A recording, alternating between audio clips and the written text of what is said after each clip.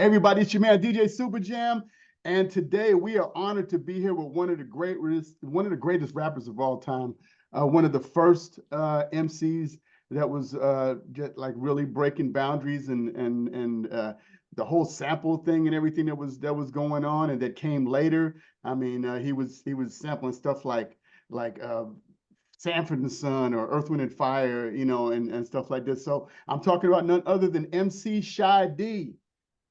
Shadi, how you doing today, man? Yo, what's up, DJ Superjam, man? Just chilling out here in the ATL. All right, cool.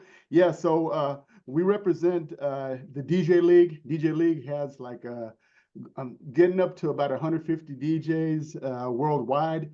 We have different radio stations that we're putting different songs and everything. We're putting the radio shows and the interviews, everything. So, just let people hear different things. I'm sure there's a lot of people that are interested in hearing your story, hearing like, just how did it all get started? What did what made you want to start rhyming, or who influenced you? Okay, well, basically, I'm originally from New York City.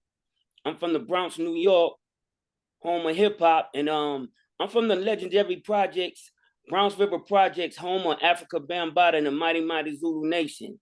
Right. So basically, me being like a 5-6-year-old kid running around the projects, Bam on the weekend, Bam used to get his equipment and bring it in the back of the center. And, he played the music and everybody from the projects come out, you know what I'm saying, and gather Wow. around and let the Big Bam do his thing. So basically I've been into this music thing like all my life. So he's like one of my big influences that made me want to get into it. All right. Now, are y'all related? I read somewhere that y'all is your cousin or something.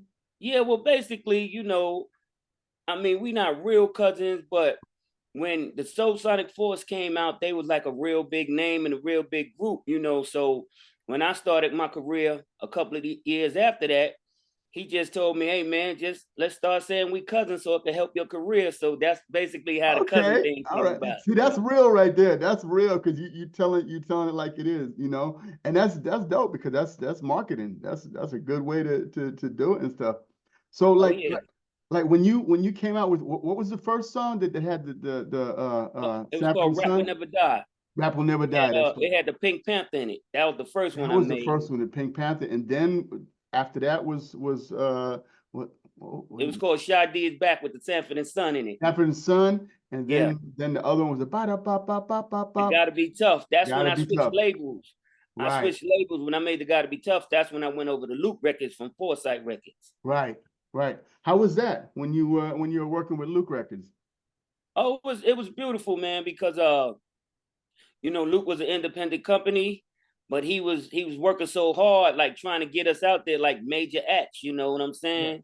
So yeah. he had to really go through a lot to get me and everybody on the label out there because, like I said, he was an independent, and all the majors kept coming to him, but he wouldn't sell out to him. So, like I say, I take Okay. my hat off to Luke, man, for fighting it. All right, that's cool. That's cool. I've seen like one of the flyers of one of the concerts that you had. You had like Two Live Crew, Egyptian Lover, MC Mantronics. That's amazing. Some of these names and stuff. How was that like performing with these guys? Oh, it was a beautiful thing because you had, people coming from all over the world, not just the United States. Because I think Mantronics is from overseas. That's what I heard. I don't know if it's true or Oh, not. I didn't know. That's what I heard, but it might not be true. And then, Egyptian Lover coming from California Yeah. and me coming from Atlanta, so it was like a beautiful thing just meeting these groups from all these other different places. You know what I'm saying? All right. Yeah, that's dope. So like when you first started rhyming, like what were your influences? What got you to start rhyming and yeah. Well, basically, I had a little DJ crew. We had a little crew when we was in high school. And I wanted to be the DJ, but it was a DJ already in the group. So basically, he told me that my voice is real unique. So he said, "Man, you need to start trying to write rhymes because you got a different sounding kind of voice." Hmm. So that's what made me start writing rhymes and stuff. So basically, I sat down and I used to idolize Run DMC and stuff like that. So basically, I used to kind of listen to their rhymes and try to write my little rhymes. Oh, nice. And so you say you wanted to be a DJ, but now you are DJing from what I've seen. So you're out there spinning. So when did you like really start DJing and start mixing and stuff like that? Well, I started DJing, believe it or not, in about I give it 1981. Cause my brother, I got an older brother, he used to be the DJ. And Okay. then he when he graduated high school, he went into the service. So basically I tried to pick up where he left off at and I started DJing. Wow. Now that's cool stuff. Have you been to Europe before? Have you when you performed, were you going around the States or did you go like to other countries? Not just around the States, believe it or not, because I had a real fear of flying back then. Uh, And I still have a fear of flying too, believe it or not. I gotta go to Brazil in November. uh-oh.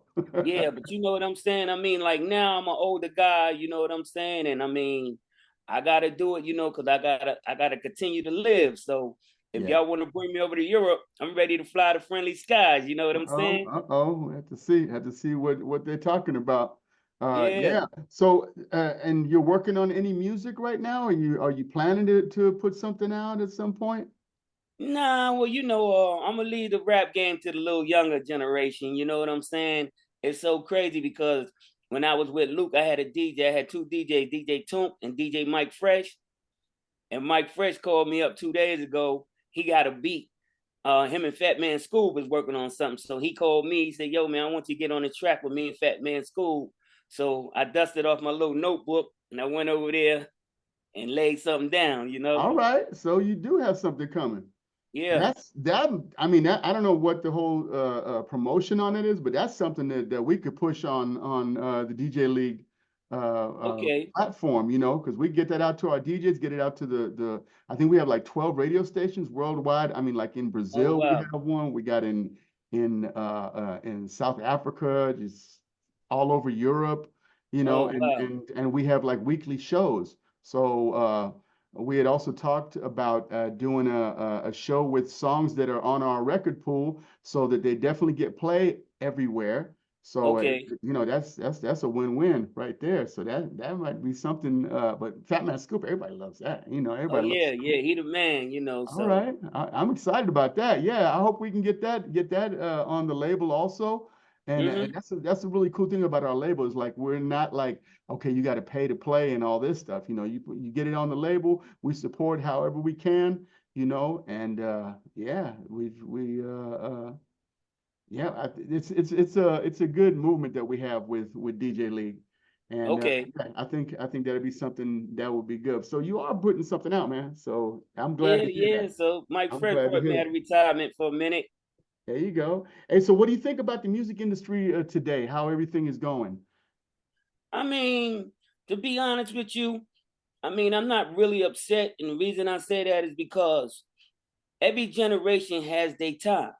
You Yes. know, a lot of old school rappers like myself, that's around my era, everybody's bitter. They mad because these young boys is making all this money and they talent ain't as good as we had. You know what I'm Mm. saying? So they feel like it's less talent and more money. So, you got a lot of these rappers that bitter, but hey, you gotta go with the flow. You know what I'm saying? Yeah, but the thing is a lot of the new rappers they do understand the origins because they would not be able to have all this loot right now if what happened in the 70s and the 80s wouldn't have happened there because there was a time when it was not mainstream and That's right. it's hard for a younger person to understand that uh it was like kind of shunned when we would wear like baggy pants and what they would point at us and be like, oh, that's them rappers over there, them gangsters and stuff, Yep. just because of yeah, just what we wore and stuff. Like I know I was up in Frankfurt, Germany, and we had like about 200 people that were listening to this music and that were performing and just it was the same people that showed up everywhere, and the same people that Okay. couldn't get into a lot of clubs, because yeah, they called us hip hoppers. So That's right. that was it. But that right there opened up the door for other record companies and to start saying, hey, damn, there's some music, there's some money we can make off of this. And now it's just turned into like this gigantic thing. And yeah, things do change. They always change, and it's really good to embrace and to hear that you're embracing it, you know, what they're doing, and that they're you're passing the torch, and they're doing the next Oh step. yeah. Yeah, and Yeah, like I say, see, so I'm definitely, I mean, I'm a DJ, so I definitely can't be hating on nobody, far as the new groups and stuff. How would right. I be trying to be a DJ? But every time somebody bring me a young record, I say, nah, I'm not playing at it. If they not 50 years old or better, I'm not playing their music. You understand what I'm saying? And Yeah, I really like the young, like I say, I like the younger guys also because see, back when we was coming up, we really wasn't into the publishing and owning our stuff. yeah. These young guys come right into the business and say, hey, I own my own publishing, I'm owning Hmm. this, I'm owning that. And see, they not playing with these record companies, unlike Right. us, you know what I'm saying? We Yeah. was kind of blind to the fact of that.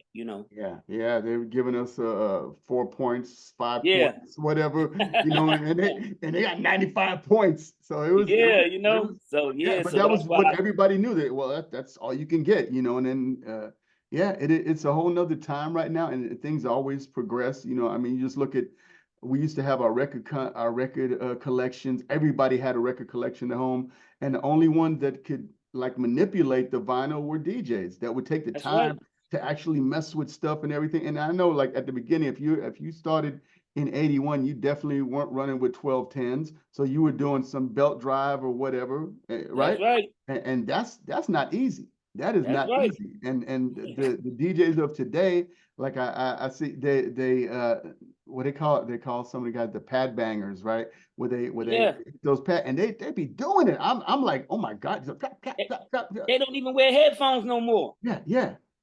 I always say, like, when you I mean, I understand when you're doing these shows and everything, and you have your start points and everything is right there, it's cool. But if you're DJing in a club and you're thinking of the next song to play, you can kind of cheat, you know, by listening to that next song that's coming in, and listening to the mix in your head before you put it out there, and be like, Yeah. oh, this fits together, or no, this doesn't. Oh, this is gonna be hot, you know. And that's the one thing I try to like tell younger DJs, say, hey, use the headphone for what benefit you can get out of it, you Yeah. know. Yeah. They So look at the lines.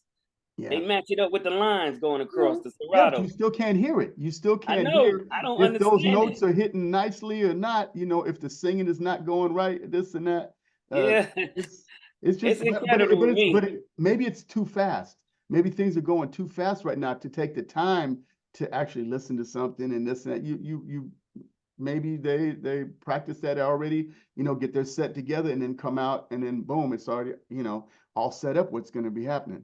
I Okay, mean, I got you. it's different. It's different things, but like I said, I'm amazed every time I see different DJs. And at first, I was like, okay, yeah, they're just mashing buttons, and then I started seeing they all know how to scratch, and they know how to scratch well.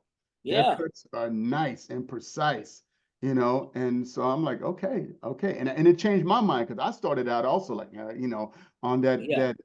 yeah, I learned how to do this and everything, you know. And but yeah, you definitely have to pass the torch and be like, okay, you know, what's next? What's Yeah. next?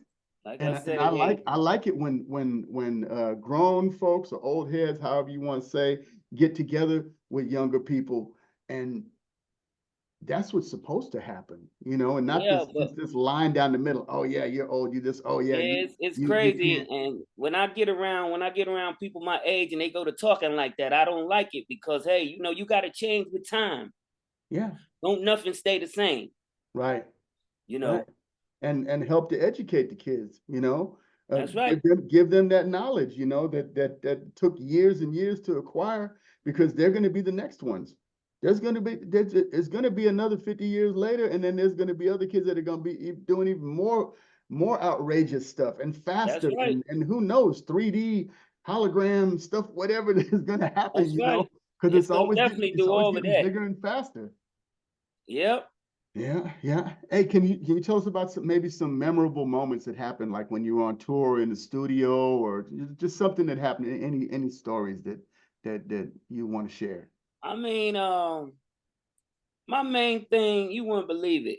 When I was making records, the best thing I liked it when I was an entertainer and out there as MC Shy D was riding on a tour bus. I know that sounds crazy, and everything.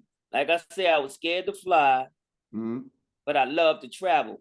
So whenever we got on the bus, you know, it's like you getting on an RV and you just hitting the United States, hitting the road. That was the most happiest time of my career, riding on the Wow. tour bus.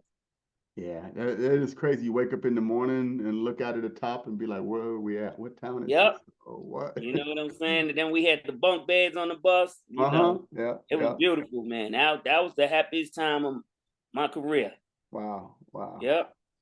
Yeah, that's crazy stuff. So like when you were writing, did you have a process? Were you like using thesauruses or whatever, or just out of your head, or were you like what was your process when you were writing rhymes? Um, well, basically, when I write the first line, so say like gotta be tough. I said, you know, I came to the place to give you a lesson, to let you know that I'm not fessing. Okay, you came to the place, who are you? I'm a certified rapper and my name is Shy D. I'm capable of taking out any MC. So I just, you know, I used to go Right. like that. Yeah, yeah. Whatever I say after the next line, I got to think about what I said the line before. Okay. All You right. know, That's dope. no, that's That's crazy. dope. Okay. Yeah, yeah, that's just that's something. We uh Yep. uh we have been watching like a lot of different styles that have been coming into hip hop now, and different things that all match up right now. It's a whole nother time right now. What do you think about everything that's happening? Like with all the different influences and all the different styles that are out there right now. Oh yeah, I think it's cool, man. I think it's cool. I mean, you know, these young kids are real creative. You know what I'm saying? Because me, for as being a DJ, I learned a lot from these young DJs. Now, I don't know if you remember. So, Jam, you a DJ, right? Yeah. Okay, I don't know overseas what y'all doing this, but when we was young and used to DJ, whatever record's playing, say Planet Rock is playing, and I'm bringing Egyptian Lover. You just bringing a song in, you blending it in. But what I learned from these young guys, I was at a club years ago, and the young guy was bringing in the next record. But what he did was the song that was playing, he took the bass out of it. Yeah. He took the bass out of the song that was playing and was bringing in the next record, and I went crazy. And that might have been 20 years ago, and I've been doing that ever since. Yeah. You know, I back in the days, we didn't take the bass out the record; yeah. we just let the song come And in. then sometimes I put because you got different bass lines, different drums and stuff. Yeah, Yeah. I had a guy I was working with, he would say, pick a bass line. Because I'd be like, Okay. he'd be like, pick a bass line. So you could either turn one of them off and the other one off. So Yep. have you been messing with the new stems and everything? Oh yeah, I love them, man. Oh That's man, crazy, right? I'll be in the club, man, and I might have whatever song I have playing, and the people, the older, see, I DJ at an older spot, and people my age, they rocking to the song, but they know the original beat. But then Yeah, when I take that beat out and come with another beat, but the singer's still singing the yeah, same song, but over a different beat, yeah. everybody turn around and look at me like, wow, how did he do that? You know? Yeah. It's crazy because you can do whatever comes into your mind. Some like I had done a couple of gigs and I did something completely different than I ever do. What I did is I had a song playing, I had the rap going, and then I had the other one a cappella ready. So I turned that one out and the other one came in on Start top of rapping that to the beat that same was beat. already there, Yeah. like backwards. And then let that one go and kept doing that for like a half an hour. Just So kept it just sounded like they was on the same track, the yeah, same beat yeah, was like they yeah, made the record together. yeah, yeah. Yeah, It's yeah, it's just sick the stuff you can do with it, and yeah. especially when you have a mind like what I say is it's so cool right now that we got to see the times that are happening right now, all the new stuff, all the new technology that's coming, but we got to wish for all this stuff. We got to, say, oh, I wish I could do this, or I wish I could get the record to do this, or, we never imagined that you could take a computer and do the things that you can do with it right now, Serato and all this stuff. We never imagined that stuff, you know? Yeah, that's So, incredible. And let me tell you a funny quick story. you know the rap group Outkast, right? Yeah. They DJ is a good friend of mine. Uh-huh. And years ago, I was in the club, believe it or not, still DJing with CDs. And he came in and he said, Shy D, man, you outdated, man. You need to get up to date. I said, what's wrong? He said, nah, they got this new program called Serato. And you know what I'm saying? Yeah, yeah. And I said, well, you know what I'm saying? Once you let me get with you and you teach me it. And I got with him and he showed me how to do it. Yeah. Cut Master Swift from Outkast. Oh, okay. Nice. Yeah. They like when I went to Luxembourg, I went in a DJ booth and the DJ booth was super tiny. So, and they had one turntable there. I was like, where's the other turntable? He says, no, you have to use double copies. I was like, Yep. huh? I was like, huh? What? And then Yeah. somebody showed me how to do it. He says, you take the Serato program, you only have your left turntable, and then you drag over that Oh, turntable yep. over to the right and switch over, and then you have a free turntable again. And it just Yep. took a while for that to like hit me, but I was like, oh my goodness, you can sit, you know? First time I saw a DJ do that, I was crazy. I went crazy when I saw that. I asked him, how are you doing it? So Yeah, yeah, man, with like I one say, this turntable. technology is beautiful. Yeah, yeah, it's crazy. Being able to do things and just watch what's happening and what's coming next, there's like online there are these programs because it used to be you had to buy things. Now you're just renting things. You're paying Okay. subscriptions and everything. So instead of everything being like I remember when like Logic, I use Logic program when I'm producing. Okay. And you can buy a full Logic program for $200. Two That's hundred what I'm dollars, and saying. you have the full thing with all the samples, loops, this, that, whatever, all the plugins, all that stuff. We used to have to pay. Well, we didn't. We had to pay Yeah. thousands, or you had to get a cracked version. Yeah, I got you. Back in the day, you had to have that cracked version. That's right. Mm-hmm. Yeah, so it's everything is easier now. And so you have to, in order to stay on your game, you have to really get with the new technology and the new things that are out there, all the AI stuff that's going. What do you think about that? What do you think about all the AI stuff that's coming out right now? Hey, it is what it is. I mean, like I said, a lot of people don't like it because, I see they jumped on Drake about the Tupac stuff, right? Was Hmm. it Tupac he did the AI with? Yeah, and they made him take the song down. Tupac family or somebody made him take it down. So Yeah, because it I was would so love to big. hear another MC Shy D. Yeah, yeah, You know what I'm saying? I would love it. yeah. I mean, the thing is like with the AI, what I mess around with the AI on the production side.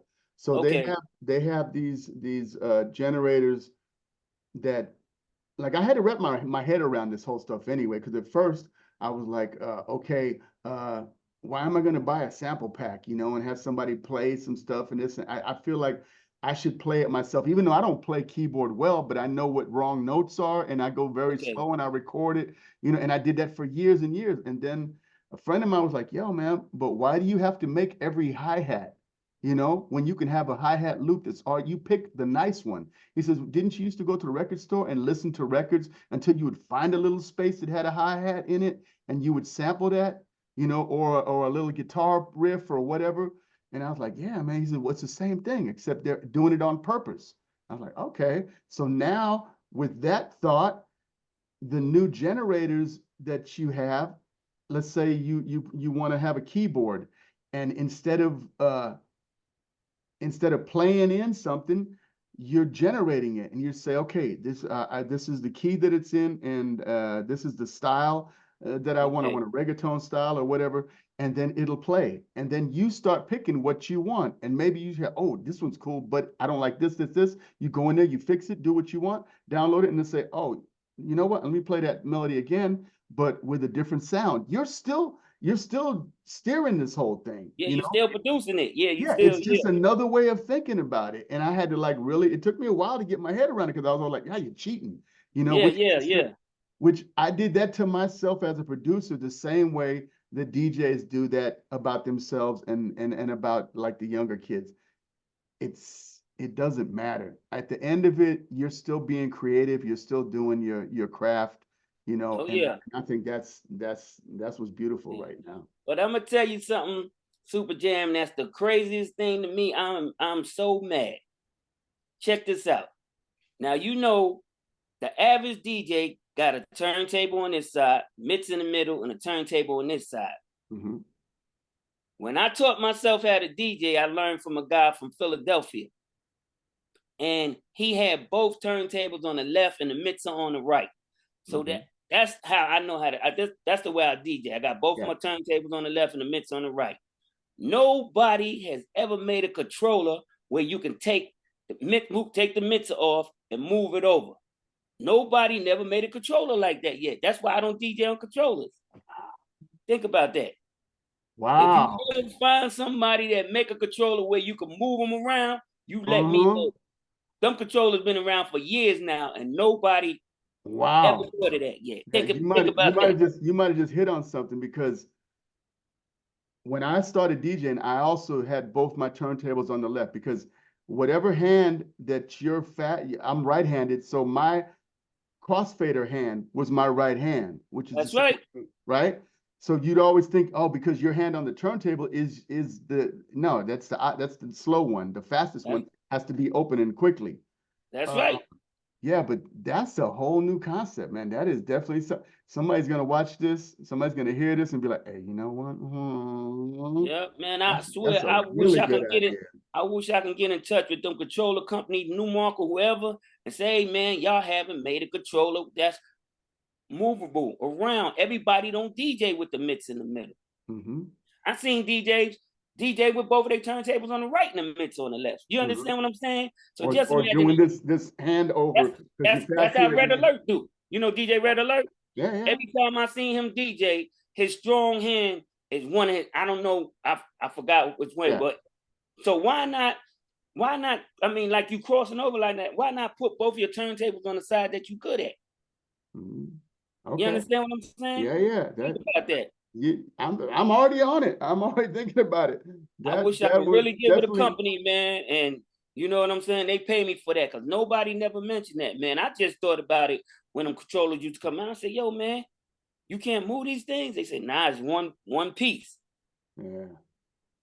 Think about it. That's a hell of an idea, though. Yeah.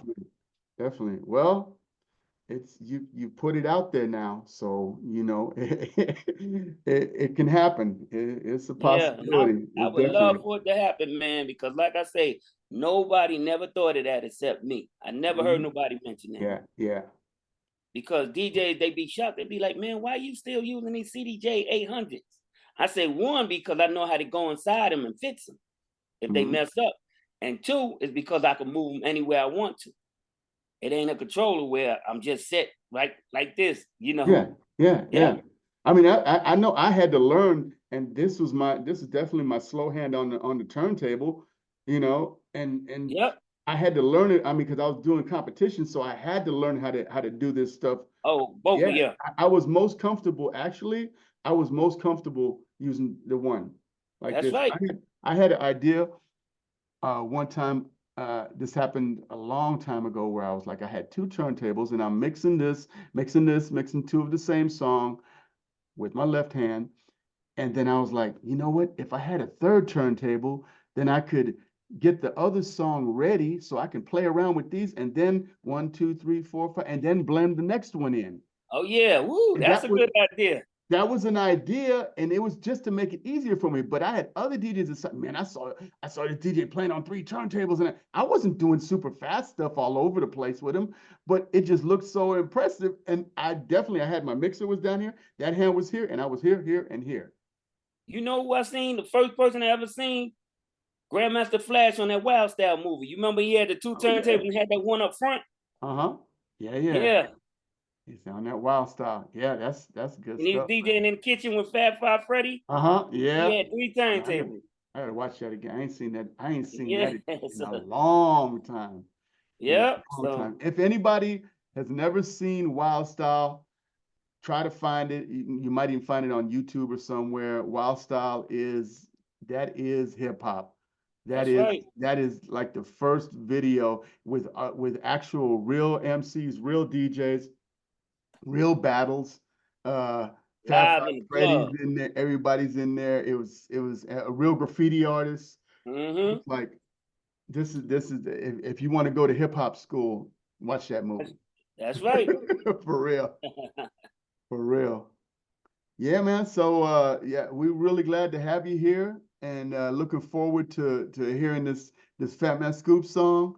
And yeah, the want to hear what bars you're gonna throw on there and everything. And yeah, is there anywhere that like you record your shows or put your shows on Mixcloud or anything like that? Any of your mixes? No, I Anywhere really somebody don't can do go? that. The reason I don't do that because one thing about a DJ, well, I can only speak for myself. I can only speak for myself. Like when I'm in the club, I'm gonna only play a certain amount of records. You know, Mm-hmm. you can have a $10,000 crate. I mean, 10,000 crate. You gonna only play a certain amount of songs in the club. Mm-hmm. You understand what I'm saying? Yeah, So yeah. one thing I never wanted to do because I heard a DJ one time from New York. He was on Mixcloud. I ain't gonna say his name. He kind of big too, and he was putting his mixes on Mixcloud. So every week when I'm listening to him, I'm saying, okay, well, he doing the same mix, but he just got it in a different place. Mm-hmm. I don't Yeah. know if you understand what I'm Yeah, saying. yeah, no, definitely. So let's say like he started off his mixtape playing Good Times and Rock Road Skate Bounce. Mm-hmm. Okay, next week he's not gonna have Good Times and Rock Road Skate Bounce started off, but it's gonna be later on down the line in his mix. He gonna come Yeah, right back with it again. You understand what I'm saying? yeah, yeah, yeah. That's I don't know. I think that you don't have to put that much content out there on there, but like I'm sure people would love to hear some of your mixes. You know, just to Yeah, record one or two mixes. You know, it can be 30 minutes long, it can be an hour long. You know, it can be 3 hours long. It doesn't matter. Just record yeah. one while you're DJing and put it up there. You know, and people can hear that. They can get to hear it and yeah, I think that's on you though. That's on All you. right, but I let me think tell you how I deep would I like am. to hear it. I used to go to the club, right? I was so into this DJing and rap thing, so serious.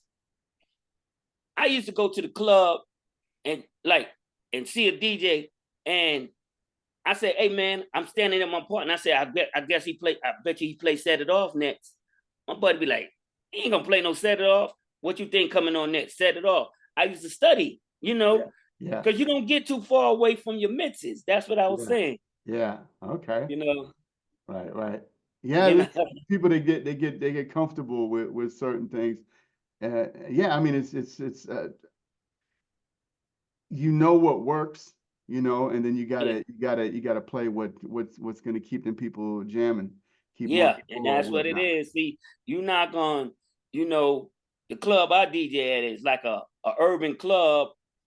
So there's no way in the world I'm gonna throw on a Wham record in Yeah, that club, or yeah, Bon yeah, Jovi record. You mm, understand what I'm saying? yeah, yeah, of It's course. just like it's so funny. I don't know if you remember this record by Jermaine Stewart, We Don't Have to Take Our Clothes Off. Yeah. A young lady asked me to play that the other night, and I told her, "You crazy? They'll boo me out of this club if I play this song." But that Yeah. record was a hit. Yeah, yeah, But not trying to be funny, I got to be around a different race of people. What I mean by that, people that love music worldwide. yeah. See, not trying to be funny, I'm kind of in the ghetto where I'm at. You know what I'm saying? So them kind of records like that, you Yeah, can't play in the ghetto.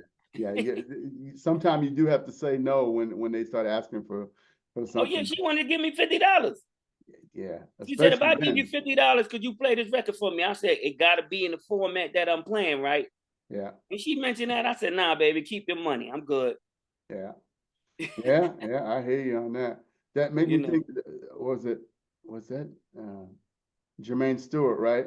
Yep, Remember the one that they were playing in the clubs was "The Word Is Out." that's right. That's what we played in the club, and that's what I would have done. I'd been like, well, I'll play another one from him, you know. Okay. That so what I Yeah, always do, yeah. and this is like a little trick that I do with yeah, when I because I do like weddings and stuff like that, and I have the weirdest music I have to play. Okay. Like there, because that's what they want. They want to hear this. They want to hear this. I've had them listen to some stuff like from some of the Spanish islands, right? Okay. Ibiza and Mallorca, like really, really corny, yay, la la la la la, whatever, drinking music. And then 2 seconds later, wanting to hear hip hop and rapping every lyric. And I'm like, okay, I thought they were just, I didn't know what to think, what kind of music they listen to, but then they knew our hip hop the same way. I said, okay, so it's just a type of music for them to freak out on and stuff. Yeah. So yeah, it's crazy. What I do is I take another laptop and I download stuff. So if somebody comes and Okay. asks for a song and I don't have it, download it, put it on the stick, put it in there, get it in Serato, and then play it. And a Okay. lot of time, that's why I like when people give me requests, because a lot of time, if you notice it, and yeah, I know you notice it, you'll play something and it'll inspire something by them. And most of the time it's on beat. And you're like, wow, how did they figure that out? They're not even a DJ. But That's they right. feel it. And sometimes they're right on. And you play that song what they asked for, Mix right and in. you're like, oh my goodness. And the people are like, Because while they out on the dance floor, they DJing in their head too. yep, yep. You know what I'm saying? They DJing in their head, they rocking to whatever. They say, hey man, if that DJ was to play some Beastie Boys with this will mix right in. And that's when they come at you. Yeah, yeah. You know. Right. All right. Well, hey, I just want to say thank you once again. We're running out of time here. Okay. Thank you for getting on this show with us. Like I said, we're gonna blast this out to the radio stations. We're gonna have it on YouTube and all on different social platforms. And yeah, looking forward to getting some music from you. Definitely, definitely Yeah, definitely, staying in man. contact, and I know we're gonna have a lot of people are gonna be really, really happy with what they've heard today. Yeah, So thank you definitely. again. But Thank you Super again. Jam, I want you to know my biggest record of my whole career, I bet you would never guess what it was. What was that? Shake It. Right, It crossed over. right. It crossed That's over. the That bomb. was my biggest song. Yeah, yeah.